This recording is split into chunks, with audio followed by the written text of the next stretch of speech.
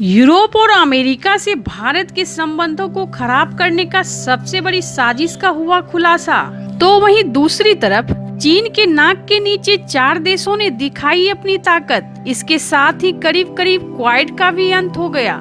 जानेंगे क्या है मामला। तो वहीं दूसरी तरफ भारत के अंदर दुनिया की सबसे बेहतरीन लड़ाकू विमानों का हुआ संग्राम, जो दिखेगा तरंग शक्ति में। जानेंगे क्या है मामला। और एक बार फिर से भारत के प्रधानमंत्री ने अपनी दूरदर्शिता को दिखाते हुए मालदीव के बाद एक और पड़ोसी देश को करेगा फूड सप्लाई। जियोपॉलिटिक्स में बहुत कुछ चल रहा है, जानने को मिलेगा बहुत कुछ। आइए जानते हैं इन खबरों को विस्तार से। यूरोप और अमेरिका से भारत के संबंधों को खराब करने की सबसे बड़ी साजिश का खुलासा। चीन ने अपने नेटवर्क के द्वारा एक ऐसी चाल चली कि भारत के बनाए हुए साल 2014 से हर रूस रणनीतिक और रक्षा संबंध को तोड़ने की कोशिश कर रहा है। आपको जानकर बहुत ही हैरानी होगी कि चीन और उसकी कम्युनिस्ट पार्टी के बढ़ते विस्तारवादी नीतियों को रोकने के लिए दुनिया में शीत युद्ध 2 एक वास्तविकता बनी है। और चीन चाहता है कि किसी भी कीमत पर भारत और अमेरिका के बीच के संबंध किसी भी हालत में मजबूत न हो पाए, जिससे उनके लिए काफी खतरा बढ़ जाएगा। लिहाजा चीन कम्युनिस्ट पार्टी भारत और पश्चिमी देशों के बीच के संबंधों को खराब करने के लिए एक नेटवर्क का संचालन कर रहा है।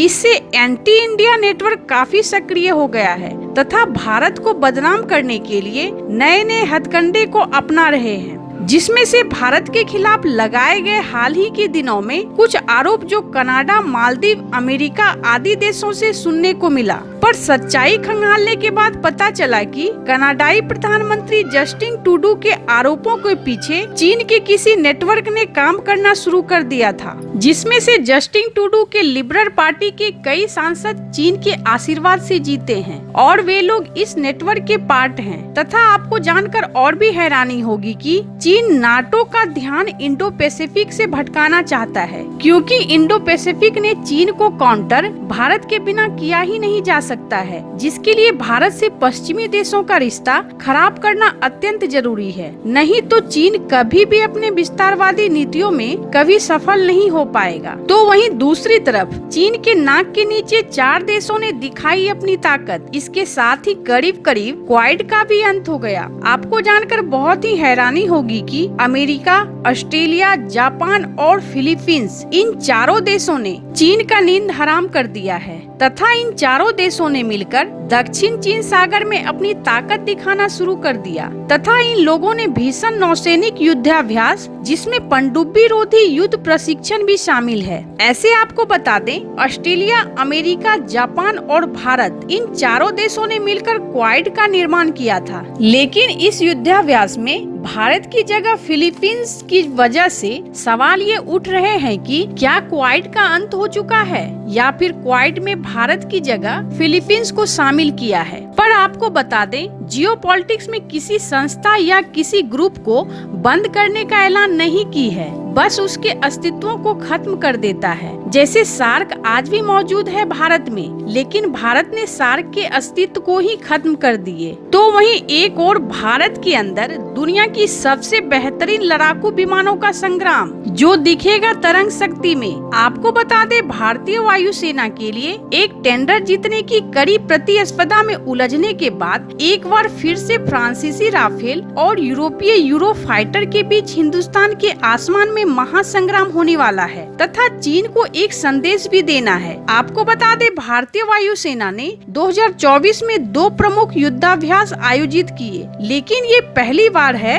जब इंडियन एयरफोर्स मल्टीनेशनल युद्धाभ्यास का आयोजन करने जा रही है, जिसका नाम तरंग शक्ति रखा है। इस युद्धाभ्यास में अमेरिका, जर्मनी, फ्रांस और ऑस्ट्रेलिया समेत 1 दर्जन से ज्यादा भारत के मित्र देश के फाइटर जेट मौजूद होंगे, जबकि 6 अन्य देश पर्यवेक्षक के रूप में भाग लेंगे। आपको बता दे, Bharat medium multi role combat aircraft fighter jet की तलाश कर रहा है तथा भारत से टेंडर जीतने के लिए यूरो फाइटर, टाइफून और राफेल फाइटर जेट के बीच में तगड़ा मुकाबला हुआ और बाजी फ्रांसीसी राफेल ने मारी। ऐसे भी भी फ्रांस भारत का सबसे भरोसेमंद पार्टनर है जिस पर आंखें मूंद कर विश्वास किया जा सके। पर जर्मनी और अमेरिका की विदेश नीति अपने तरीके से तय करती है, जो आने वाले समय में काफी खतरनाक साबित हो सकता है। इस तरह के युद्धाभ्यास का आयोजन कर चीन की परेशानी को दिन प्रतिदिन बढ़ाते चला जा रहा है। आपको बता दें, भारत में ऑपरेशन गगन शक्ति चल रहा है और इसमें 10,000 से ज्यादा एयरफोर्स सैनिक हिस्सा ले रहे हैं तथा अब इसी युद्धाभ्यास का विस्तार कर ऑपरेशन तरंग शक्ति होने जा रहा है। भारत अब हर संभव ऐसी तैयारी कर रहा है कि दुश्मन के हर मोर्चे पर तबाही का मंजर दिखा सके। तो वहीं दूसरी तरफ एक बार फिर से भारत के प्रधानमंत्री ने अपनी दूरदर्शिता को दिखाते हुए मालदीव के बाद एक और पड़ोसी देश को करेगा फूड सप्लाई।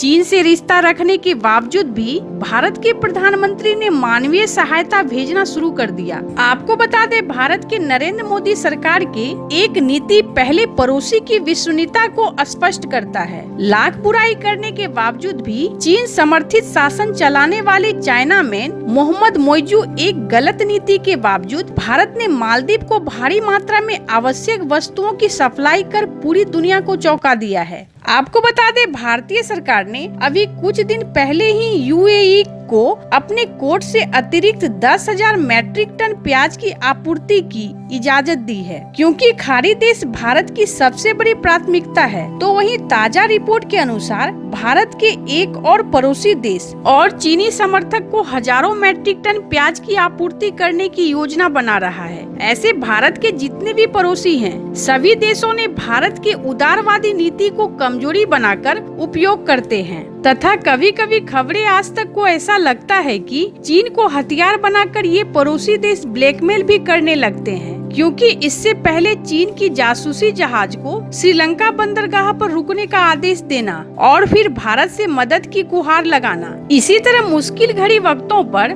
भारत ही सच्चे पड़ोसी का फर्ज अदा करता है। पर हर वो पड़ोसी, चाहे वो मालदीव हो, श्रीलंका हो, बांग्लादेश हो, पाकिस्तान या फिर म्यांमार, ये सब के सब भारत को अपनी दोहरी नीति में फंसाने की कोशिश करता है। पर सभी की काट भारत के पास मौजूद है। वैसे इन सब मामलों में आपको क्या लगता है? कमेंट कर जरूर बताएं। जल्द मिलते हैं अगले वीडियो में नई खबर के साथ।